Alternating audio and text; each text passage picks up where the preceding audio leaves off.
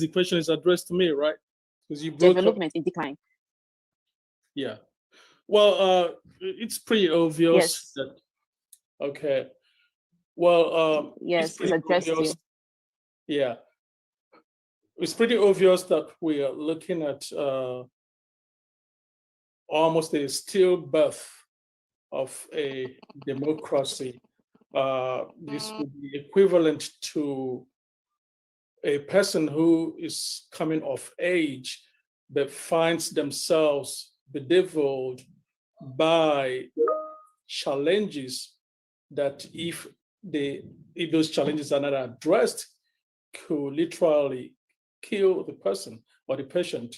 So I would consider Nigeria a developing and evolving democracy that was a serious malaise that will need to be addressed at this point in time if the patient Nigeria is to survive as an entity, as a political entity.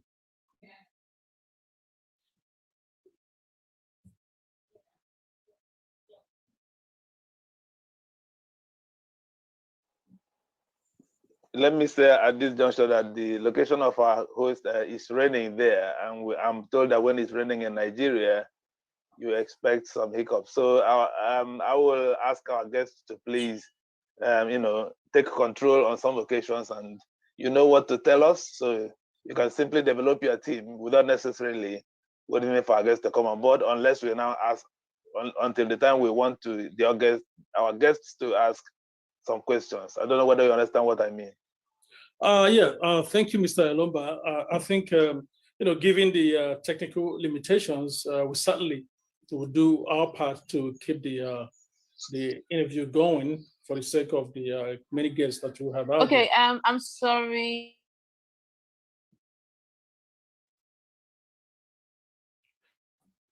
Yeah, I apologize for really giving me trouble right now. With this experience you have, can you say what exactly is the process of Nigeria? Is it the politics or the governance?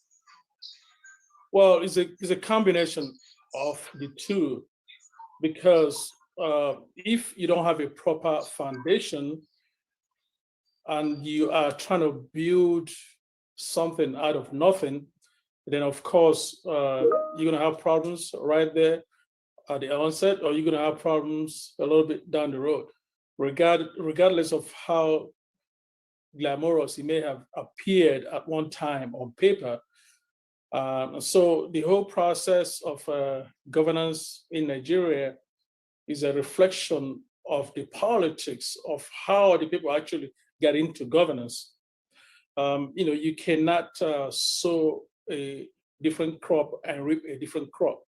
So once you are in a situation where you have sown oranges, you would expect to reap oranges. Anything beyond that will be unnatural. And so we need to look obviously at the politics of the environment, how people actually come to power, and then how the people govern. And once you look at those, you find that there's a serious disconnect from the actual process of coming to power, which does not reflect democracy the way democracy is designed to be. And as a matter of fact, given the development of and evolution of governance around the world, a democratic government is the best thing that we have right now, that the world has right now. Until someone comes up with something better, as imperfect as democracy is, then we are stuck with democracy for now. But the problem with Nigeria is that if you have to practice something, then you have to practice it according to a certain model, according to the way it has worked, according to the best practices in it. And so far, we are not seeing that. And that, in spite of all of the imperfections of democracy, you find that democracy would work if you apply and practice the model, the existing models that personify success in democracy. hopefully that begins to open Okay, our business. so how can we correct the practice of democracy in Nigeria currently? Well, first we have to look at the system that we're practicing.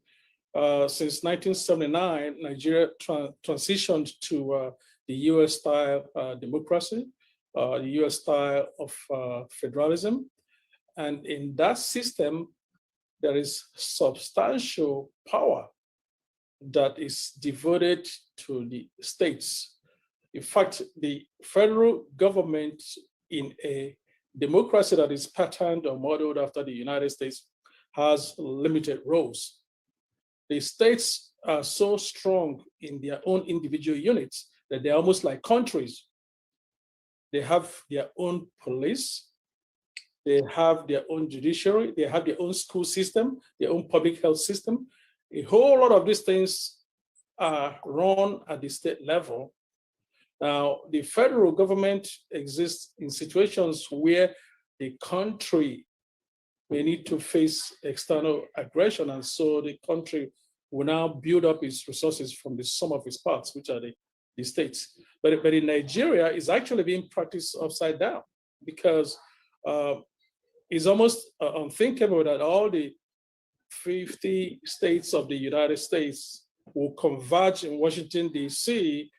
to collect money monthly, such as that's what happens in Nigeria. In the Nigerian budget system, the whole idea that the states, whether it's a Zamfara state or Anambra state or Kano state, will not put energy in generating their own internal revenue, but rather will plan on going to the capital to share whatever it is that is available at the national capital.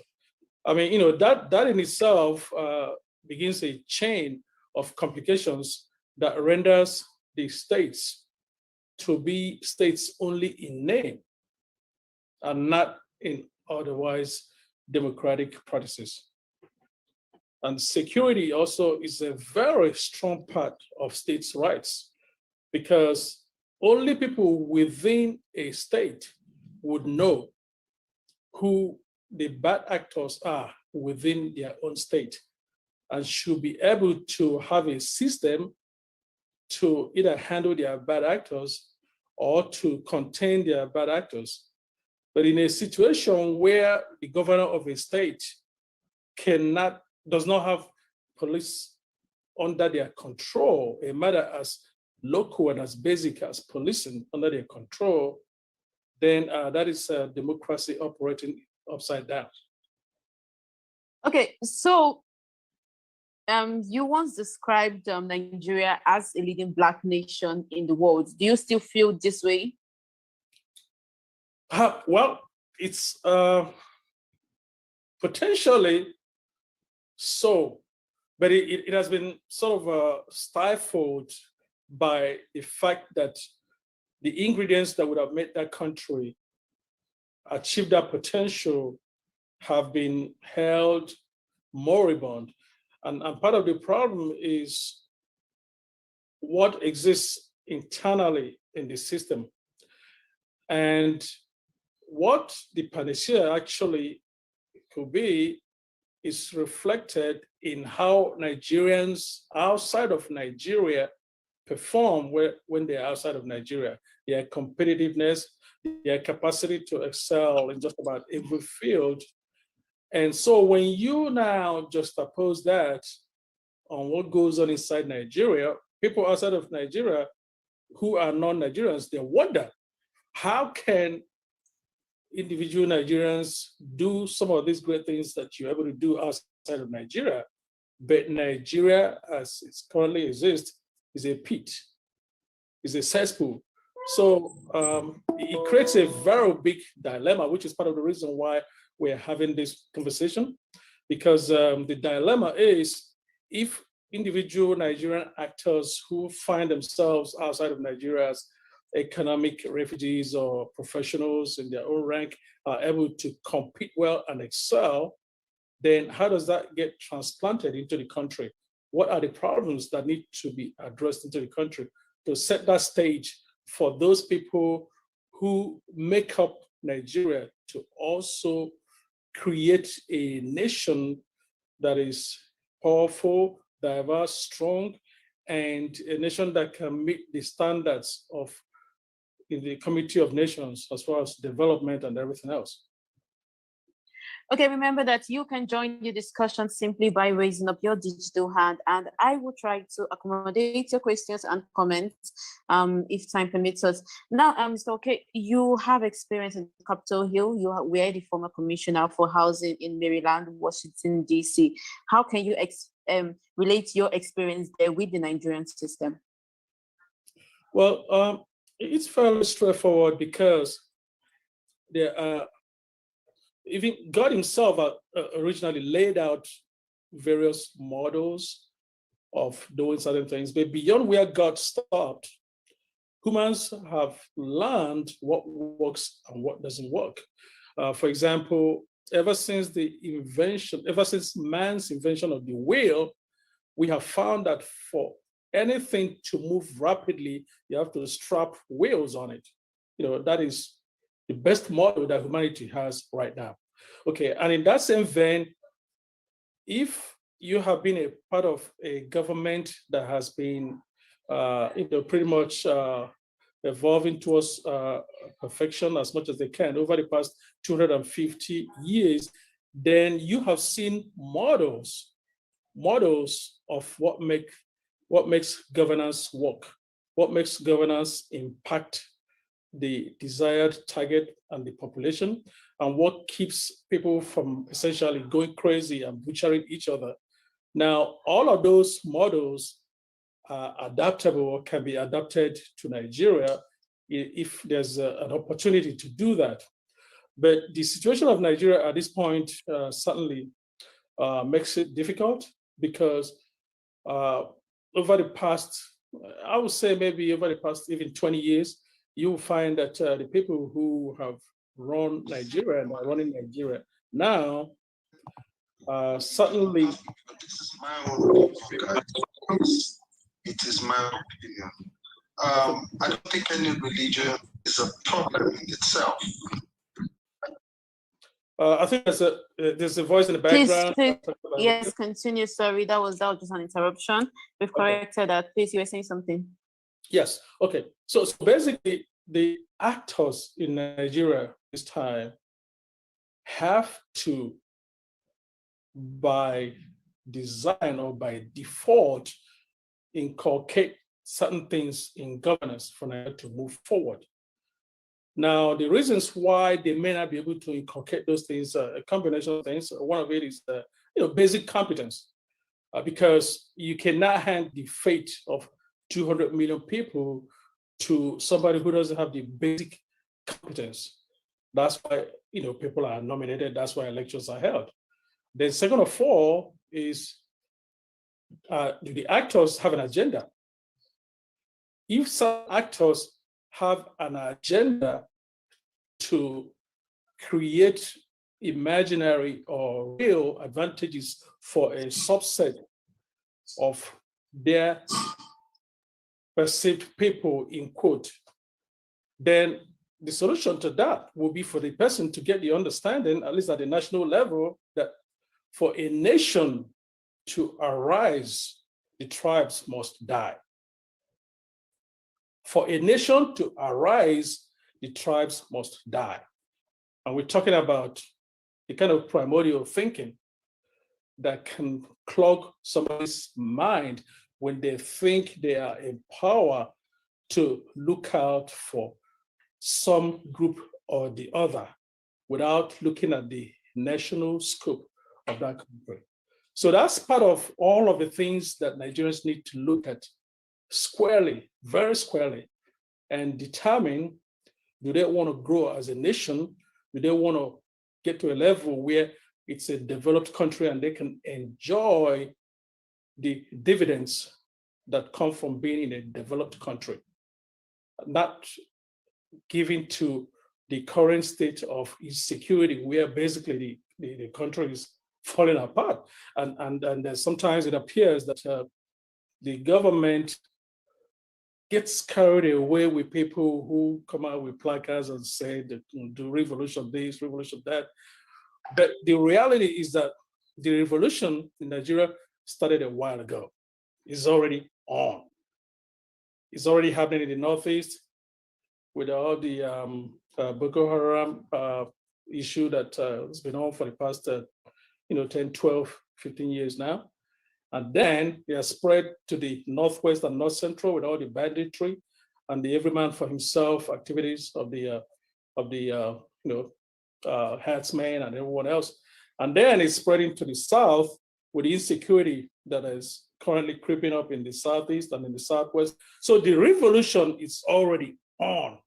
It's just that the actors perhaps are wearing a veil where they don't want to call it a revolution, but the revolution has already started. And if nothing happens, it will end up consuming everyone. And that is okay.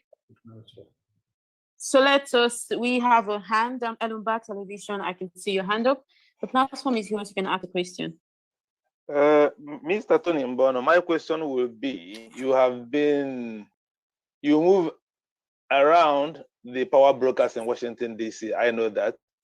You have organized conferences where American politicians are present. And I'm sure you will be aware that John Campbell once said, not too long ago, that the United States government should consider Nigeria a failed state. Do you agree with that? And if you do you think that Nigeria has lost its influence in the global scene today? Well, okay, I wouldn't go as far as to agree completely that it's a failed state, but it is a state that is in danger of failing because of the various direct and indirect issues that are trying to overwhelm the country right now. And the chief among them will be security or insecurity, as you may choose to describe it. And I think the situation is salvageable if there's a conscious effort. There has to be a very conscious effort, both on the part of whoever ultimately leads that country or governs that country over the next few years. But people can also decide to raise their hands and say, well, it's done. There's nothing that can be done. But that is a matter of the fact that people giving up without an effort, without a struggle to save and contain the place.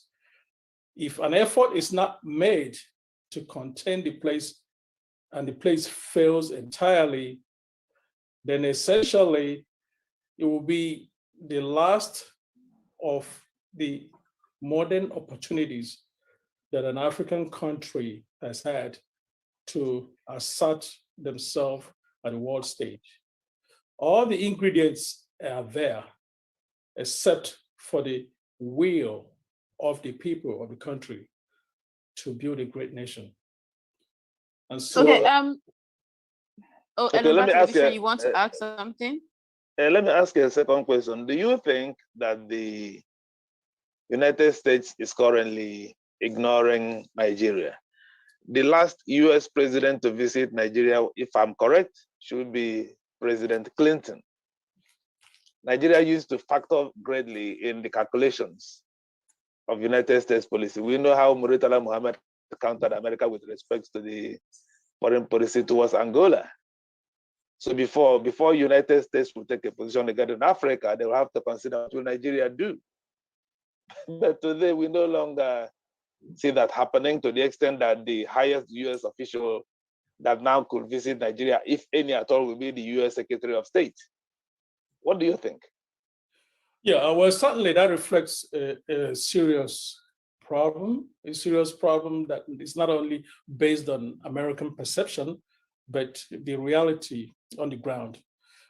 If you do not get your house in order, if a country does not get its house in order and is not able to bring a certain respectability to the Committee of Nations, then they begin to lose their influence rapidly.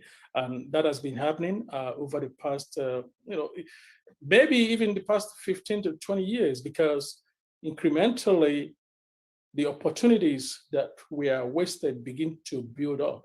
If it gets to a point where you cannot handle the internal security of your place, then you actually will get limited help from people until things fall apart. Because nations are like individuals. They have their issues to take care of. Everyone has their family. Everyone has their own infrastructures to improve on. Nobody is sitting still. Now, their first priority, of course, whether it's the United States or UK or Japan, is to shore up their own situation before stretching out to try to build alliances and to keep an eye on what's going on. And so everyone has to bring something to the table. But lately, Nigeria has not been able to bring a lot to the table. And the one economic asset that Nigeria had over the past 50 years, I'll say, which is their capacity to provide a portion of the energy for global use, is dwindling by the day, because the world is actually not sitting still. The world has moved on, or is evolving to a point where the economy that comes out of the sources of energy is changing rapidly with renewable energy and stuff like that.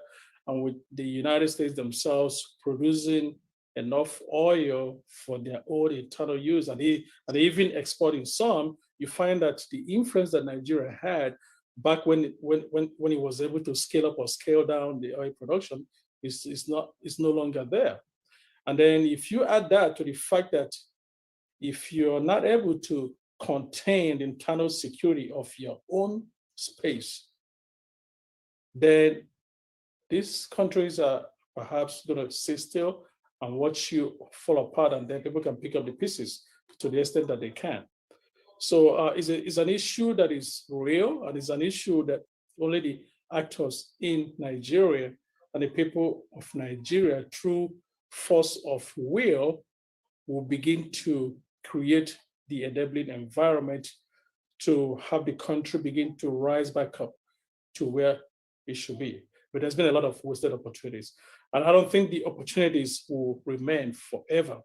I think we might just have a window of time to begin to put the pieces together. And after which, if Nigeria does not put the pieces together, then we're going to be the territory of that failed state environment. Okay, remember that you can participate in the conversation simply by raising up your digital hand, and I will try to accommodate as much questions and comments as possible. Okay, let's look at Nigerian foreign policy. This is something that embodies the country's national interest, and it's a means to interact with the international community. Do you think that the current foreign policy Nigeria is pursuing is also part of the problem, looking at the decline of Nigeria in the eyes of the international community?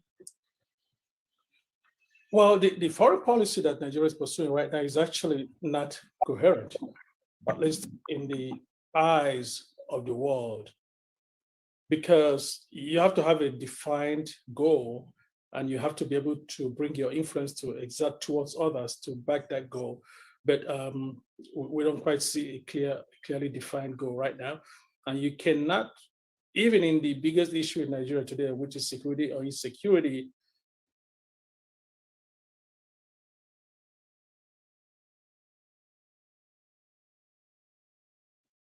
you probably can't get too far by sitting still and waiting for the world to come to your rescue.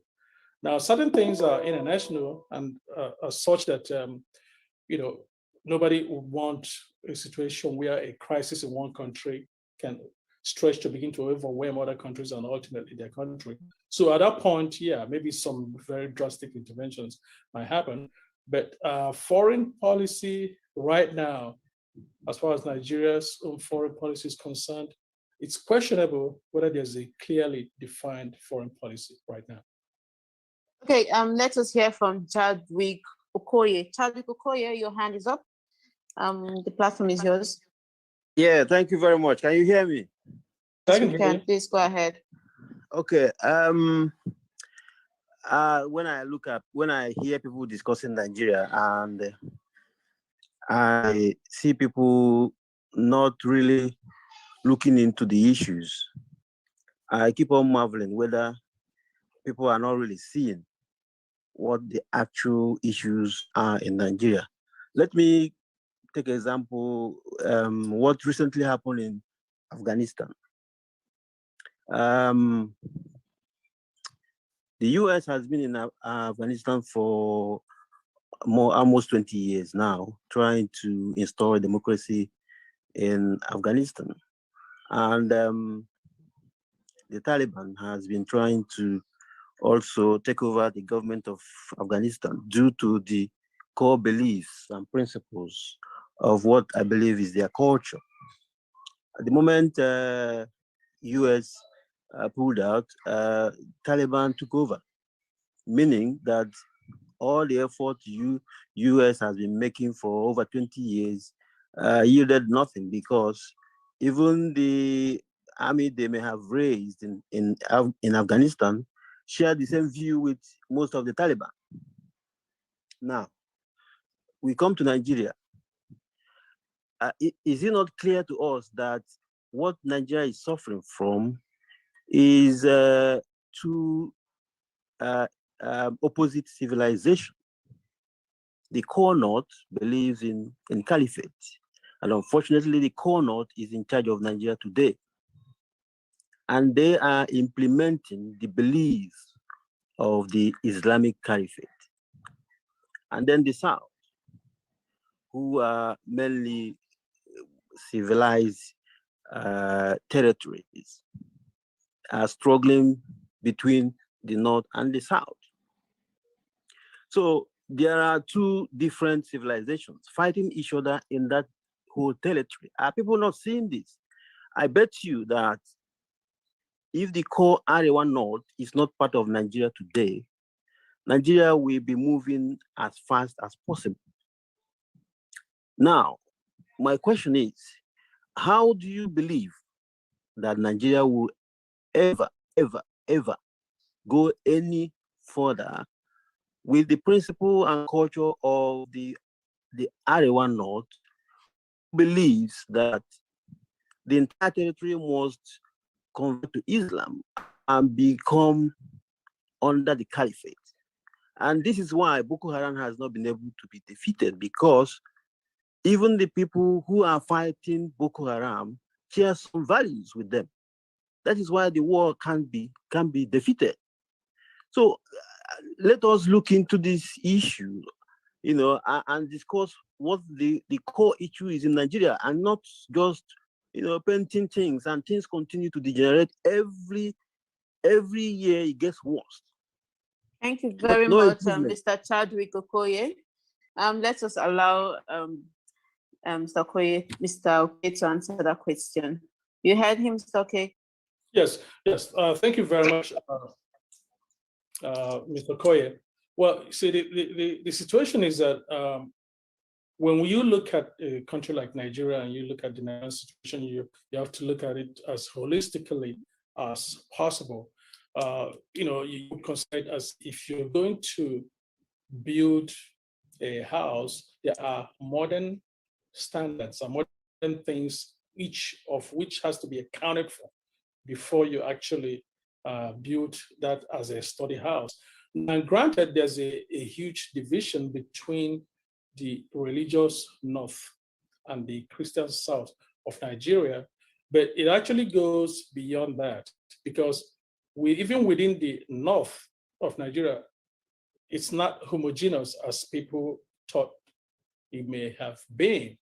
Okay, now because it's not homogeneous, yeah, okay, there's a risk that the northern Nigerian region, which probably has, I would say maybe 65, 70% Muslim, while there's about a 30% Christian community dispersed all over the north, there's a chance that that kind of environment exclusively on its own could be overwhelmed by a Taliban style agenda. But the rest of Nigeria is a whole different story. It is extremely difficult based on all the human factors that are available today for an Islamic government to overwhelm the entire southern Nigeria. It is not as simple and as easy as it may appear for someone who's looking at it from a certain prism, because the southern part of Nigeria has peculiarities, very many peculiarities that make it a little more complex for someone even to come in with an invading army to overwhelm the place. The bigger problem in Nigeria, from some of the views that we have seen, is that even the south of Nigeria does not have sufficient homogeneity or means of perhaps coming together rapidly as a strong opposing force to oppose the north. If there was a line drawn between the north and the south of Nigeria, the south of Nigeria has its own elements of heterogeneity. And then also the south of Nigeria is not really completely united, especially the southwest of Nigeria and the southeast of Nigeria have not come to a point where they see problems from the same exact lens. And so these things become a little more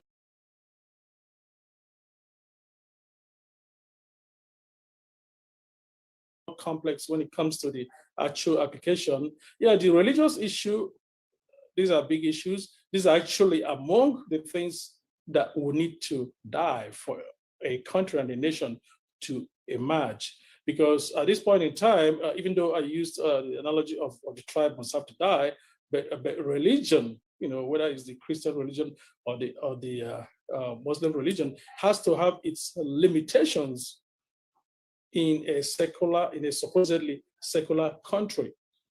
And the sooner those two aspects of social life in Nigeria, religion, the Muslim religion and the Christian religion, begin to take a back seat to actual progression of a society, the more difficult it's going to be. And consider that a nation like Japan, for example, Japan, pretty much a world power in every aspect of the world, but nobody goes to church or goes to a mosque in Japan. Religion it's something they hear about maybe on TV when they're looking at foreign news. And so, but the average Japanese gets to live to be 100 years, gets to operate in an environment where there's clean water, there's clean roads, there's trash picked up, you know, there's what a Nigerian would consider heaven on earth. So the whole idea of, you know, perhaps a society that is skewed in the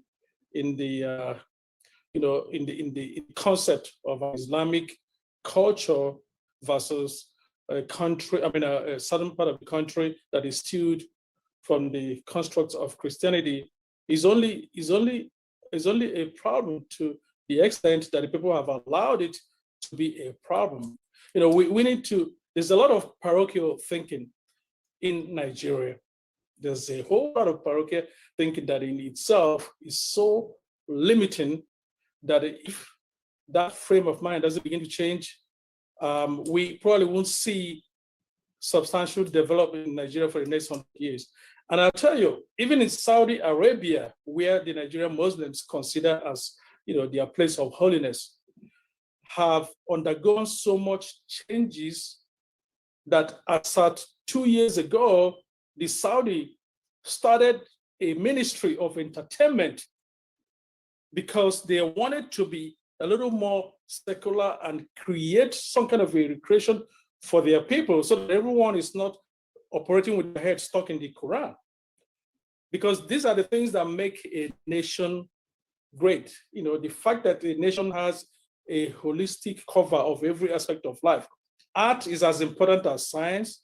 You know, new technology and knowledge and technology are as important as the rudimentary services that exist in a country. So all of these things have to holistically come together for people to actually begin to enjoy living in that space called Nigeria.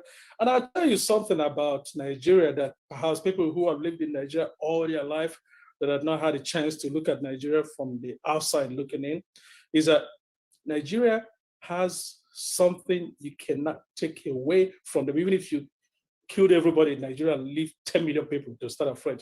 And that is the art and the rhythm that West Africans, particularly Nigerians, carry in their DNA.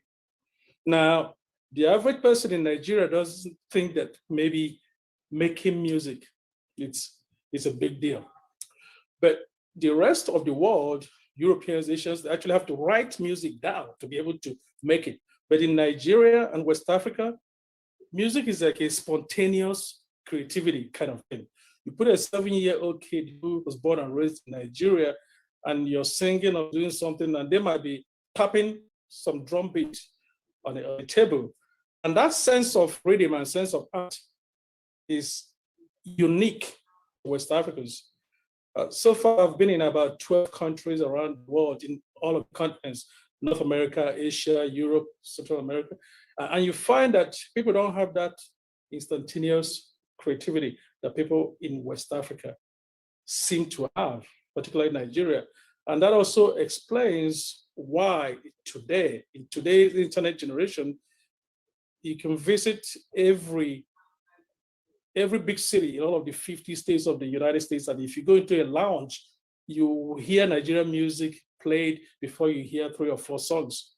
Now, those things are things that are ingrained in the average Nigerian, not the oil on the ground, because the oil on the ground is going to be irrelevant someday.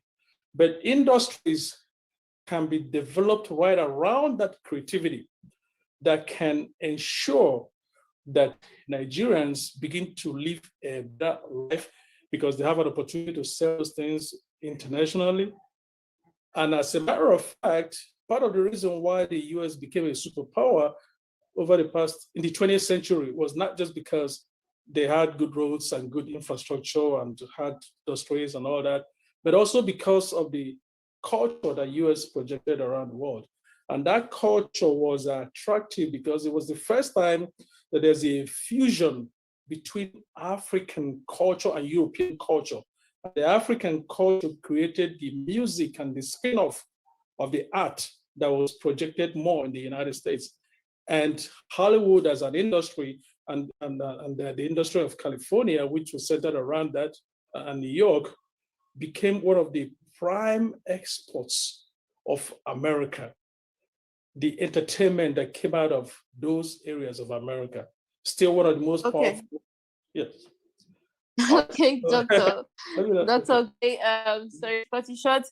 Let us take more hands. Due to time constraint, I'll ask you to keep your questions or your submissions very brief as possible, so we can take all the hands before our time, before we have to end the show. Dr. Tony, please keep your question very brief as possible. After a minute, I'm going to cut you short. Dr. Tony. I think the idea of briefs should lie with lawyers who normally write briefs. Historians don't normally write briefs. So I don't, it's not in my culture. That language is for lawyers like our guest and Mr. Elomba. The basic fact is this. Most of our people outside Nigeria, they live on theoretical prisons about the reality on ground about Nigeria. First, and this is where I actually like him to, the major question I'm going to ask him before I put in some agenda. Israel today is very powerful, mainly because of the proactive dispositions of her diaspora. Yep. Yes, and Nigeria, and we are talking about Israeli policy, Israeli strength in the war today. It does not lie only on the people living in Israel today. It lies mainly on the strength of the diaspora. For example, the Balfour Declaration of November 1917 was a letter written by Rothschild, Count Rothschild, a businessman, to the Queen, asking him to give his people a country. That Balfour Declaration, it was a letter written by a single man. That's to show you. And today you are in US. You know that every presidential candidate in US will address the Israeli AIPAC, or whatever it's called, in US today, before the president, and they give them promises. I know that anybody, no presidential candidate that will come out for his campaign in US without trying in one way or the other to appease Israel. And it took Obama the tail end of his regime for him to revolt against Israel, because he knew if he had done it in his first term, the possibility of coming back for his second term should have not been there. So, but you see, I've been to US and I see some of, no, excuse me. Dr. Tony, please go to the question. We don't have time. Please, can I, if you don't want me to talk, let me stop. We're not here for a chance play. Oh, go ahead. Go ahead. Yeah, go ahead. Deliver your question. Lady, we're not here for a chance play. Okay. Yeah, let's hear the core of the question. Yes. Some of what has been the role, yes, I've been there. And most of you are politically indolent, just enjoying the pride of being in US. There's no vibrant force to change the political dynamics in Nigeria. It is one. First of all, you tell me, because it's not a question of telling us America is this, their foundation, patriotism. What have you people in US been doing? Because if I know the strength economically, intellectually, technologically of the Nigerian diaspora in US alone, if we mobilize, can put that country, can put Nigeria in order within a month. Yeah, let me address that. So finally, you know, you talked about, there's every impossibility for Muslims to conquer Nigeria. There is every possibility, because that is a man with an AK-47 is more powerful than what 100 men without anything. And it has been happening in Nigeria. And I want to tell you that Chad, which model Nigerian Muslims are adopting today, if you take their history from 1960, on the point of their independence, they were being ruled by Christians, 3 Christian presidents before they were overthrown. Today, Chad is a Christian majority country. There's no hope tomorrow for the Christians of the country to reclaim their right of political leadership in Chad. So the possibility of such taking, and it's already taking place in Nigeria, is there. This is something I want you to hear. Thank you very much. Yeah, thank you very much. I think your questions are certainly very relevant and important. First of all, let me address the Nigerian diaspora. The Nigerian diaspora basically started to foment its economic and then political power maybe over the past 10 years. Before then, most Nigerians were basically either economic refugees, or they were people who were still struggling to make ends meet after graduating from many US colleges.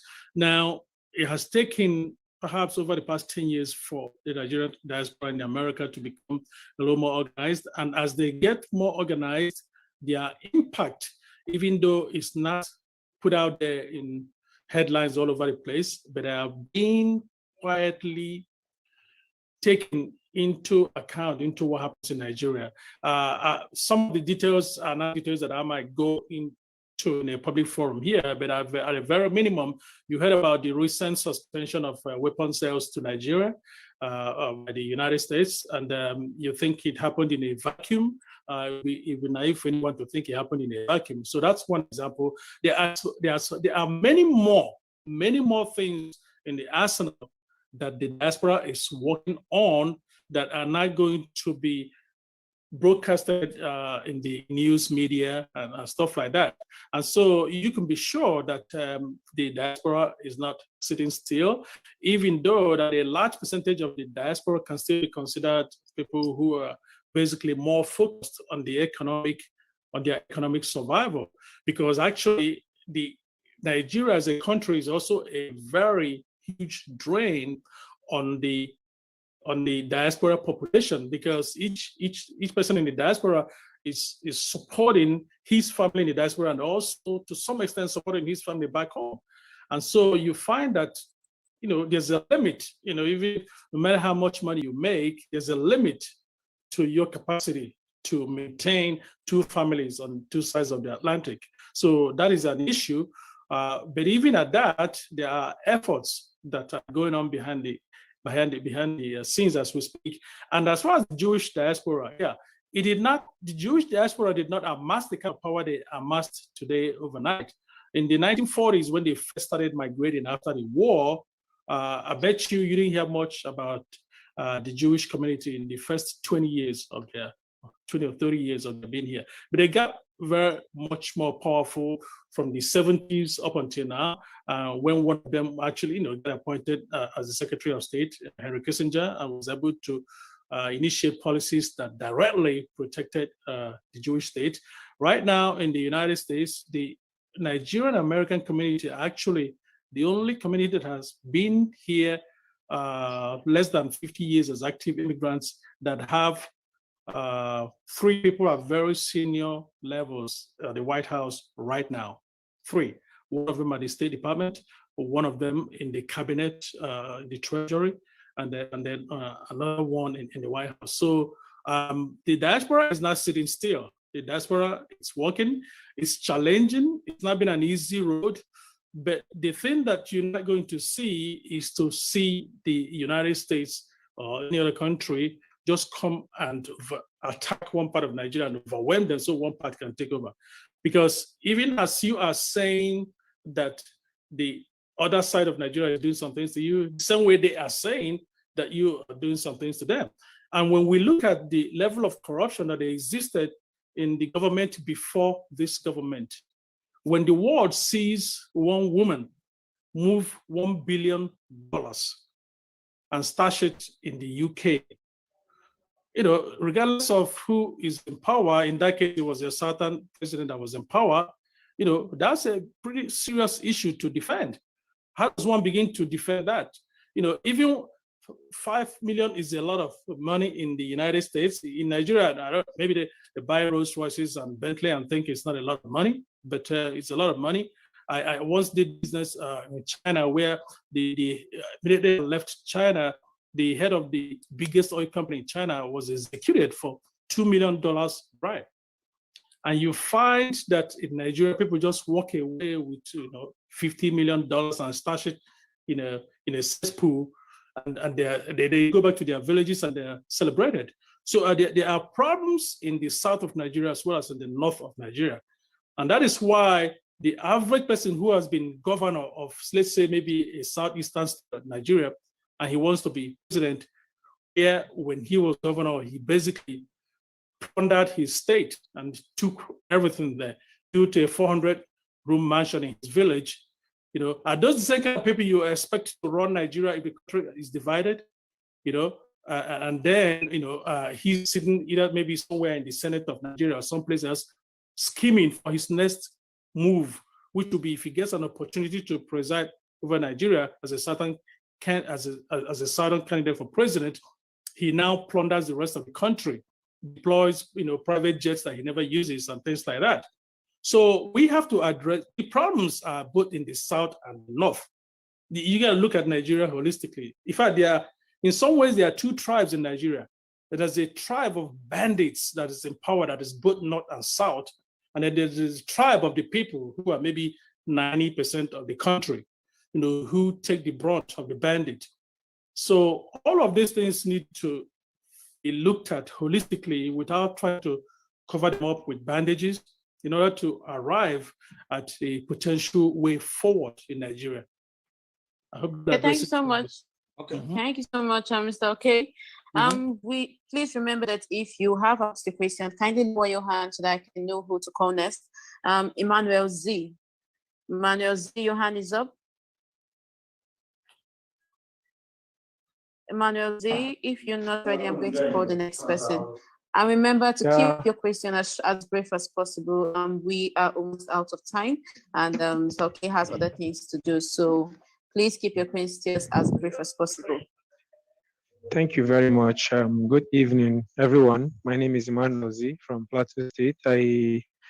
I just want to ask you, sir, at what level or at what level of deterioration does the international community intervene in what Nigeria is facing, where the dominant ethnic groups are suppressing the minority ethnic groups?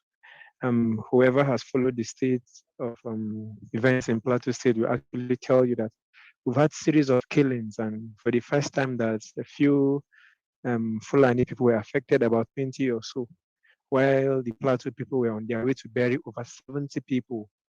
And then all of a sudden, the president commented, his media aid, even the governor could not stand to defend his people.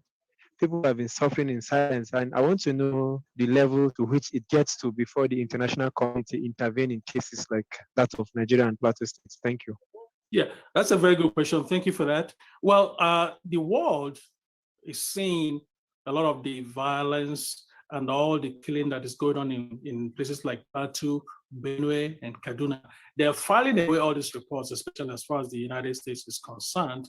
And the point is that when there's the wheels of government of any nation making a decision turns a little bit slowly because there are procedures, there's communications, there's meetings, there's dialogues that need to happen, except when their own direct interest is threatened.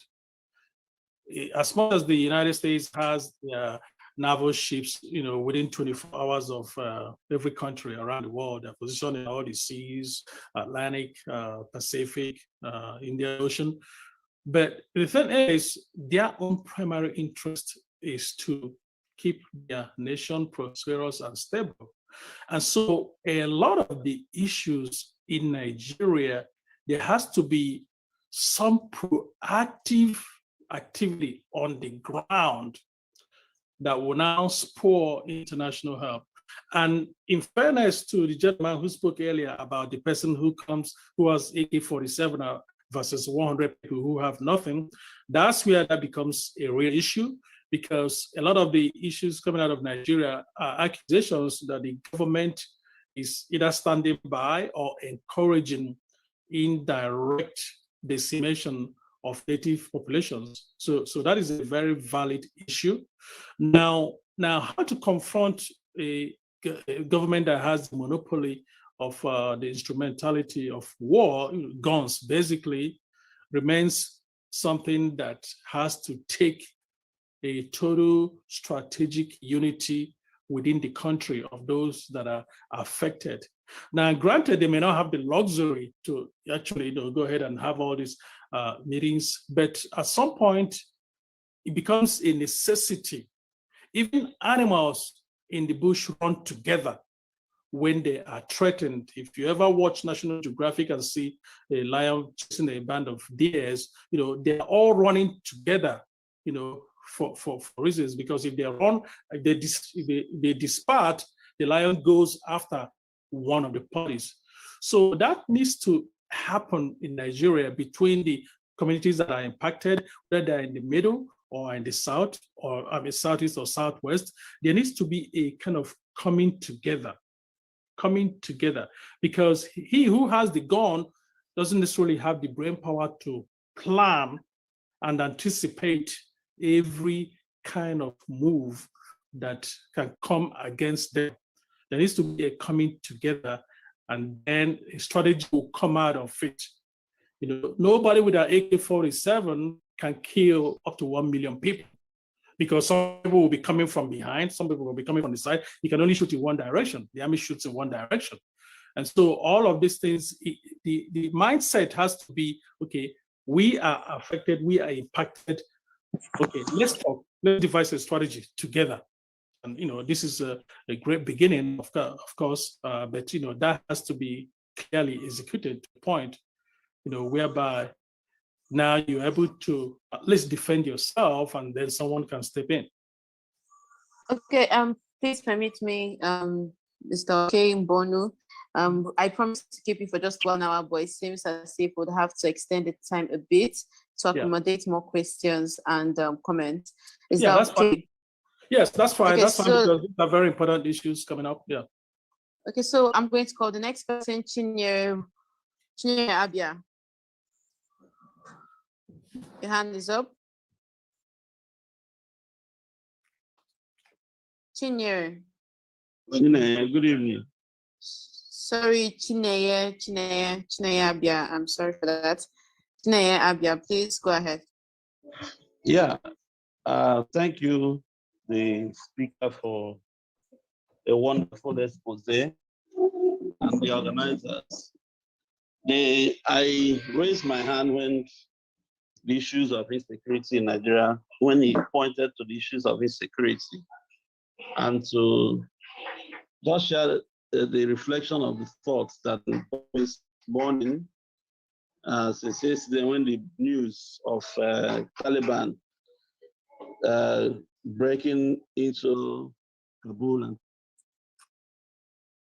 Afghanistan, and the effect that we have on global security, and the way it will embolden separatist fundamentalists across the globe, especially in Nigeria, where we're having to deal with fundamentalists, especially Islamic fundamentalists in the north, and they have spread almost across the entire length and breadth of Nigeria.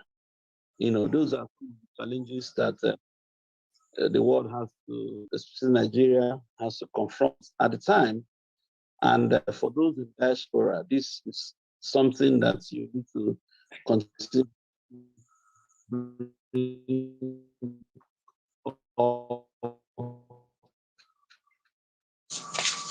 Chineye, I'm sorry, your audio is bad. Can you repeat what you've been saying? The circles of space, because hello? Yes, go your ahead. audio was With your yes, your audio was breaking a bit. Can you repeat your question? No, it's not a question, it's a comment on the issues that has happened in Afghan for 2 days, and how that will affect global security, and the role of diasporans to continue to bring the tables of discussion, around centers of power in developing countries, because like we know, the current leadership in Nigeria, when they came on board, promised to deal with these fundamentalists within 3 months. We are 6 years down, there hasn't been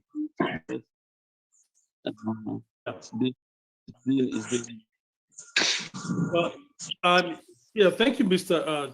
Chineye. If I can just address a little bit of your concerns, which is certainly concerning to all of us as people of Nigerian descent, whether we're on the inside or on the outside.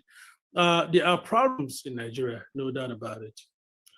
Okay, now the limits for now of diaspora engagement would be so far the diaspora has actually stretched itself to provide material support in terms of the basic needs of life to the relatives and friends and contacts and associates that they have in Nigeria.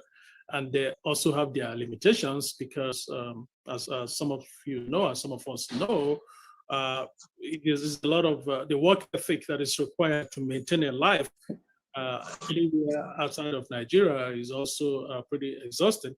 When it comes to the policies of Nigeria at this point, there are different ways to look at it. One is that the government of Nigeria of today has a limit in terms of how long it's going to stay in power. So certain things regardless of what anyone does, that time is ticking. And then second of all, the people of Nigeria have to begin to exhibit what I call a sense of conscience and balls to confronting and containing their own government. They don't have to go out with arms on the street to fight against the police, because of course they will be overwhelmed, but they can organize themselves in a manner whereby the government can only try to maybe suppress opinions or voices of reason, but they cannot do it totally, even if they wanted to. Now, the people of Nigeria at this point, including people in southern Nigeria and northern Nigeria, have had this form of enabling of bad leaders, people who they know to be bona fide armed robbers, for lack of a better word, becoming governors of a state. Now, I remember a long time ago as a child in Nigeria, one of the most famous armed robbers in Nigeria was a gentleman called Dr. Ishola Oyenusi, who was based out of Lagos. He faced a very huge firing spot when he was eventually caught. You know how much Dr. Oyenusi stole from the bank? It was 35,000 pounds, 35,000 naira of the day's money, whatever that the unit was. And he was arrested and tried and faced firing squad. Now, today, a given governor, whether it's in the north or the south, goes ahead and misappropriates 50 million, $100 million of every revenue coming to his state. But some of them pretty much appropriate 80% of the revenue coming to their state and leave 20% for the work that they need to do. And that's not realistic. And then the next day, they find themselves in the Senate of Nigeria. Some people are actually hailing them. Now, that is what I consider depravity and connivance of the governed. And these people don't have to be living in the north or in the south or in the west or in the middle, but it's mind-boggling to see what people tolerate, because the president of Nigeria at this point in time cannot be everywhere, actually. Yes, he might have some form of an agenda that we may or may not know what it is, but he cannot be everywhere. He cannot be at the states, he cannot be at the local government, at least in terms of, deploying resources. So people need to express some outrage rather than enabling people that they know that are essentially daylight bandits to lead them. So the problem is both leadership and followership, but it's more of leadership, of course, because the leader has to show by example. If a given leader leaves office with perhaps some roads, infrastructure, whatever, done in their state, and has not amassed billions in all manner of conflict of interest, then that leader may deserve another opportunity. But for that leader to be clearly somebody who, and every single, we find these issues in both the north and south of Nigeria. In the north, it's much worse sometimes because the people naturally even question their leaders at all. But in the south, it also exists. So, everyone in Nigeria, all of the 200 and some change million people, really needs to get up to a certain level of alertness if we need to take the country back and move it in a different direction. And even if it eventually splits along northern or southern lines, the challenges that exist today as far as corruption and even insecurity, whether it's in the southeast or in the southwest, may survive that split and continue, given the caliber of the leaders we have in Nigeria today. So it's something that all of us as people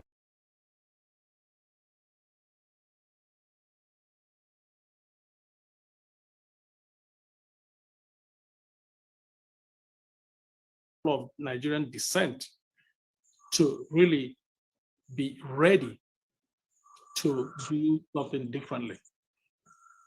That's part of Okay. the. Thank you so much. Remember that if you have spoken, kindly lower your hands so I would understand the hierarchy of hands that I can see here. Comrade Christian Ikenna. Comrade Christian Ikenna. Can see your hand up.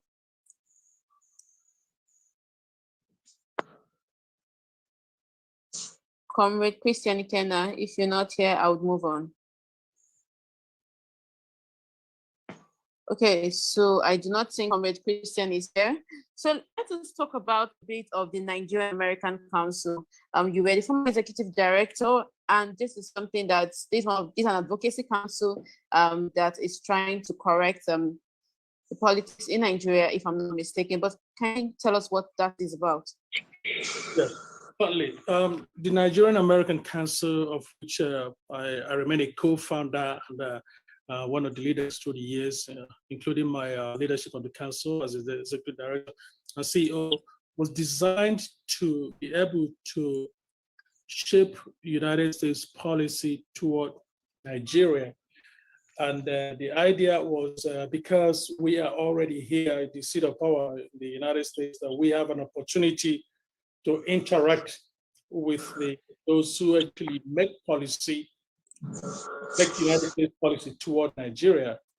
And, you know, we sort of, sometimes it becomes overwhelming when you actually look at what's happening in Nigeria, and you have to change your strategies, because at the time that we founded the council, the main issue Nigeria was facing was the Boko Haram insecurity in the Northeast. So today is a different situation because Nigeria is on the brink. And so it requires a total reassignment of what the mission is and how to influence and steer US policy toward helping to combat certain the problems in Nigeria this time. Because the truth is that the problems in Nigeria right now are multifaceted. They are much more than it was about 10, 15 years ago. Okay, and how far have the council gone? Can you just tell us anything about it, the progress that's made?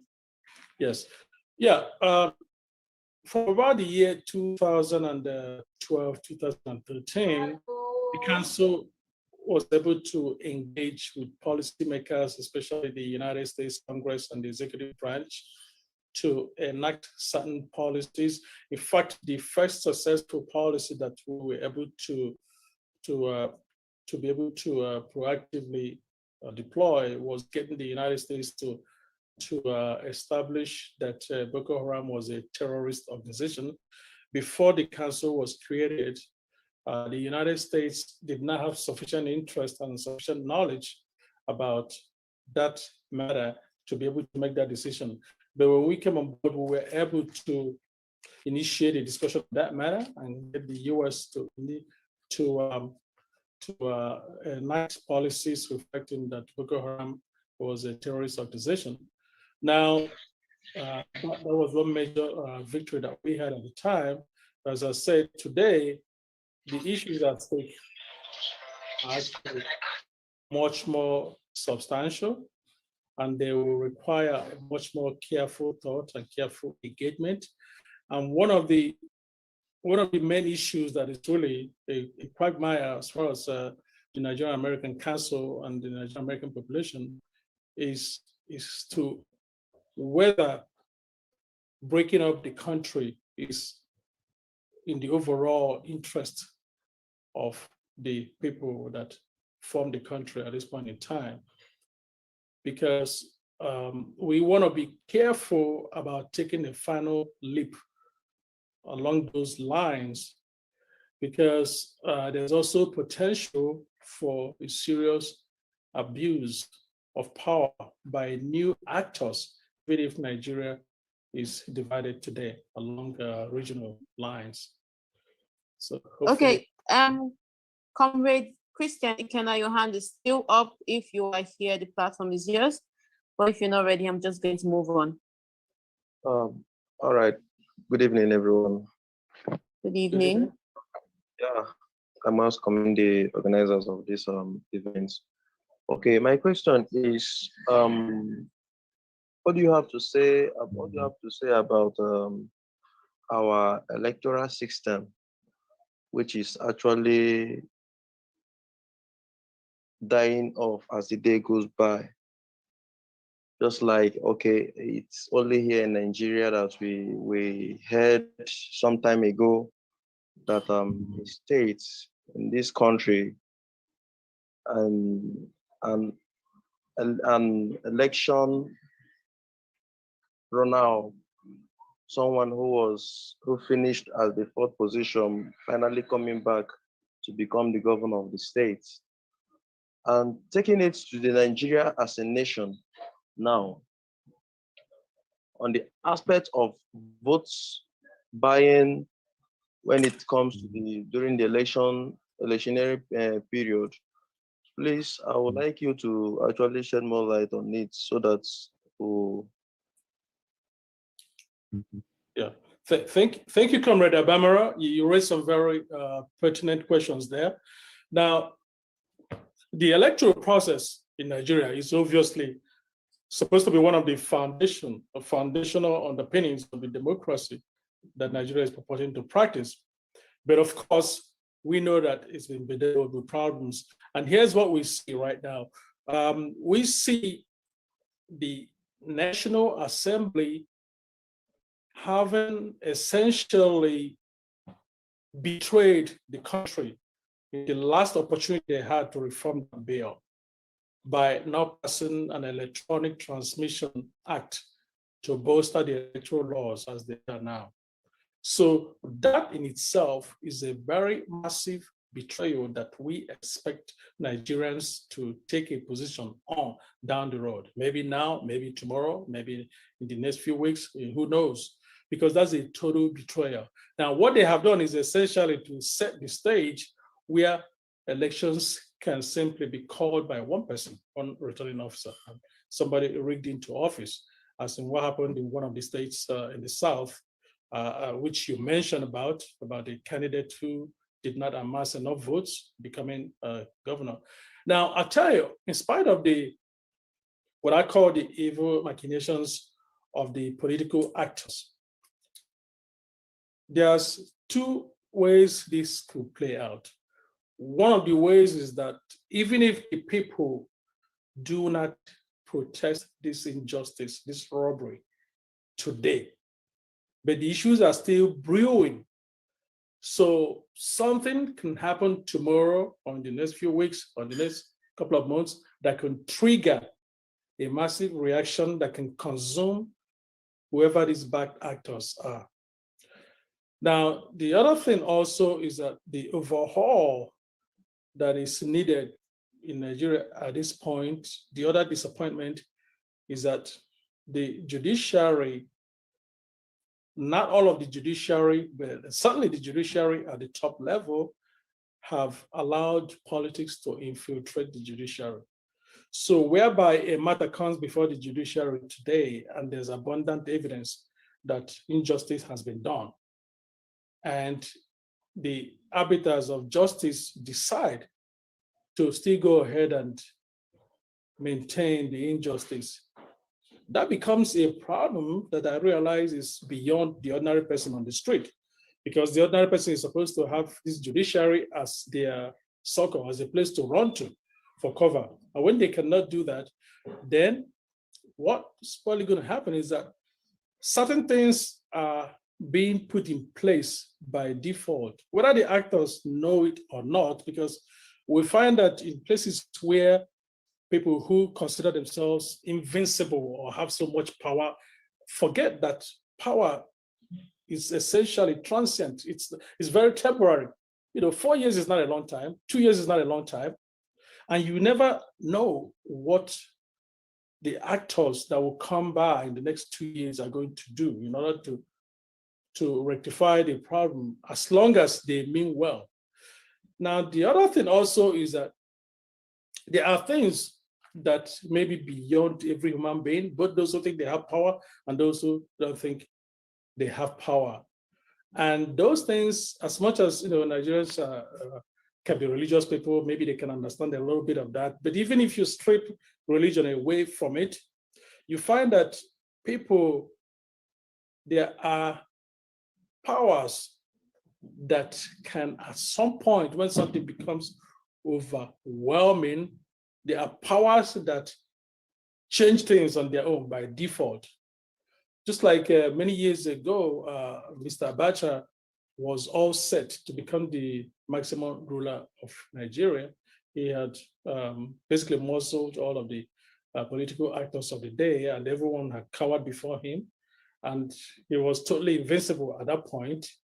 But we all know how the story ended. The people apparently had limitations as to what they could do, but we all saw how the story ended. So there are elements like that that are within the realm of the unknown. Even for great powers like the United States, also sometimes find themselves in those quagmires where, well, we've done everything humanly possible, and we are not able to change this, or we're not able to affect it in this way, then maybe something else will happen. But that does not mean, though, that people are going to fold their hands and just wait for some kind of a divine intervention, because even God himself doesn't work like that. God wants you to step out and do something. God put all the trees in the forest so you can cut it down and make tables and chairs. God is never going to step out and go and cut it and make table and present it before you and make coffee, put it before you. So we all have to be of that mindset that there's something for every human to do.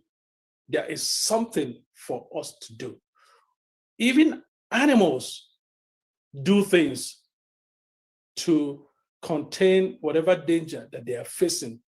They may run together, they might have some kind of a whistle among them to alert themselves, but they do something. But we find that sometimes there's a large amount of, I don't want to use a word like timidity, but sometimes Nigerians just, wait for miracles. Now, when God has given you weapons like the thoughts in your head to be able to sit together and think, the legs, the hands, you have to use it. It will be, in fact, I don't think God himself is happy if you don't do anything. If you don't do anything at all, you say, okay, if you're going to sit there and let him kill you, then it's your funeral. So there has to be a mindset of what can we do? And when we think what can we do, it's not what can we do as individuals.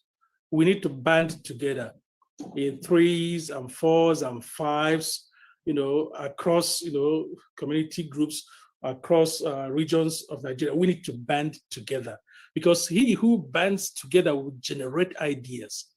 You just throw the idea out there and say, what do we do about this? At least hear each other out.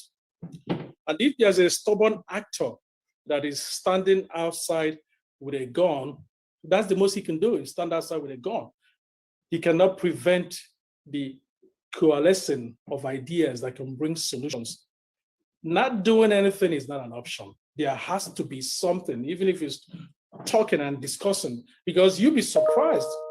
You'll be amazed at the solutions that will come to your head once you begin to discuss with other people. So I hope that helps out in answering some of these questions about the elections and how to contain the people who are basically taking the will of the people away. Okay, thank you so much. Just before I let you go, let's talk a bit about Anambra November 6th elections. Right now, there are insecurity challenges in Anambra, and threats have been made that elections will not happen. What is your sentiment concerning the entire elections? Okay. Well, I understand there are security challenges in Anambra, but I think the election needs to happen for the sole purpose of creating a model or an example for the bigger election that is coming up in 2 years, or even the other elections that may happen in the states. And having said that, the people of Anambra, especially given the location of Anambra State, where it's surrounded by, some states that have not really done well in terms of produced the right kind of leadership in their states. Anambra must set an example. And in setting an example, Anambra must not allow a bandit to just show up from anywhere just because that bandit carried away substantial amounts of money from wherever it is that I don't know, to come there and become governor of that state. Now, if you're going to buy a state, unless you're giving everyone 10 billion naira, so that way they don't have to worry about you anymore. They can go and build their own some small local government areas inside their household. Then money should not be the factor. We see certain kinds of craziness that goes on in some parts of the southeastern part of Nigeria, but that craziness has to have its limitations when it comes to Anambra State. People should take control and take charge of what goes on there. There's no one who's going to show up and shoot 100 people that are standing in line to vote. And after that vote, stand in line for the vote to be counted. There should be a minimum standard that Anambra must set. If Anambra sets that minimum standard, perhaps the rest of the states in the surrounding region can begin to adapt to that standard, and then the country can begin to look towards that as a model. But giving up or sitting still and waiting for somebody to come and give 5,000 naira to widows or 3,000 naira to widows on election day, or somebody that that has a history of going to compromise the electoral officer after all the votes are cast, and then give the electoral officer 100 million naira to take away, to announce a contrary number from what was voted. All those things, the people of the state need to be on their guard, because as a state that has produced many elites around Nigeria and around the world, there's no excuse to fail. If the state fails and power goes into the wrong hand, then the reputation of the people of that region will sink like a stone that you throw up in the air with nothing to hold it. So it's very, very important that whoever becomes governor of that state after the November elections be somebody that is of decent reputation. And that basically will also not mean that the person is the wealthiest. They don't have to be the wealthiest. In fact, some people in Nigeria are more suitable to be in business than to be in public service. Public service is public service. You can go and make big money in business. You don't have to come into the public service space. It's okay. It's okay to be in any other line of work. But in a situation where either you're coming in because you think you're the wealthiest, or some people have sat around in the capital city in Abuja or elsewhere and determined that this person, we're not going to let them in because they've been around, or because he may not have all the money in the world, but he to give us that should not be the case. The people should watch out for that. And I'm personally not endorsing any candidate at this point in time, but you look at the antecedents of the various candidates, you look at the corruption baggages that some of the parties already have as their pedigree, and you know what's going to happen if they get into office. That basically they get into office to plunder the state and share the resources among themselves. People who pay 25 million naira to get a ticket. I know people in Nigeria might think that is normal, but even in the richest country in the world, in the United States, the cost to get a party form to run as governor of a given state is probably not more than maybe $1,500, and the rest of the money might be spent in campaigning and putting up billboards and buying T-shirts and things like that. So people should not get confused in Anambra State and thinking that the person who brings the most money, regardless of their antecedents, is the person that deserves to become governor of that great state. That should not happen. So hopefully that helps out in shaping the people's mindset.